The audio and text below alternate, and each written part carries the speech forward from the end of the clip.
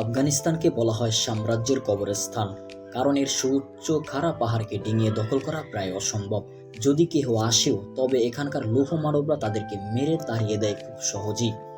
এজন্য বিশ্ব দখল করা ব্রিটিশ বাহিনী থেকে শুরু করে সোভিয়েত ইউনিয়ন কেউই দখলে নিতে পারেনি এই দেশটিকে।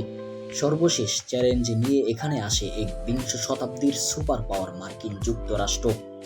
ঘটনার সূত্রপাত ২০০১ সালের ১১ই সেপ্টেম্বর। সেদিন আমেরিকার নিউ ইয়র্কে অবস্থিত টুইন টাওয়ারে হামলা চালায় কথিত সন্ত্রাসীরা। নিহত হয় প্রায় ৩,০০০ মানুষ। মার্কিন যুক্তরাষ্ট্র কোনো প্রকার প্রমাণ ছাড়াই এই হামলার জন্য দায়ী করে আল কায়েদা নেতা ওসামা বিন লাদেনকে, এবং তিনি তখন আফগানিস্তানে অবস্থান করছিলেন। তখন আফগান নেতা মোল্লা ওমরের কাছে চিঠি পাঠিয়ে তাকে যুক্তরাষ্ট্রের কাছে হস্তান্তর করতে বলে মার্কিন প্রশাসন। তবে মোল্লা মোহাম্মদ ওমর বিন লাদেনকে তাদের হাতে তুলে দিতে অস্বীকৃতি জানায়। শুরু হয় এক রক্তক্ষয়ী লড়াই। যুক্তরাষ্ট্রের নেতৃত্বে ন্যাটো বাহিনী হামলা চালায় আফগানিস্তানের উপর এবং চলতে থাকে প্রায় ২০ বছর পর্যন্ত।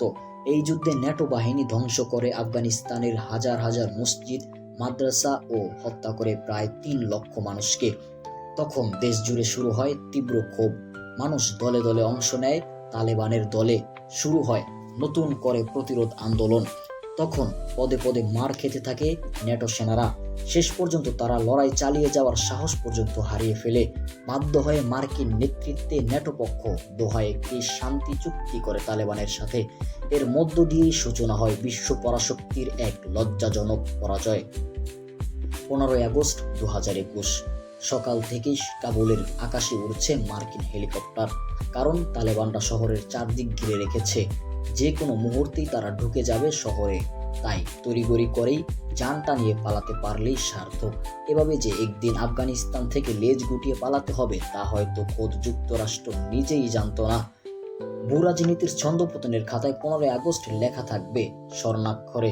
এই দিনেই দ্বিতীয়বারের মতো কাবুলের মসনদে বসে তালেবান সরকার এবং শক্তভাবে গ্রহণ করে পুরো আফগানিস্তানের দায়িত্ব। এভাবেই শুরু হয় তাদের একটি নতুন যাত্রা।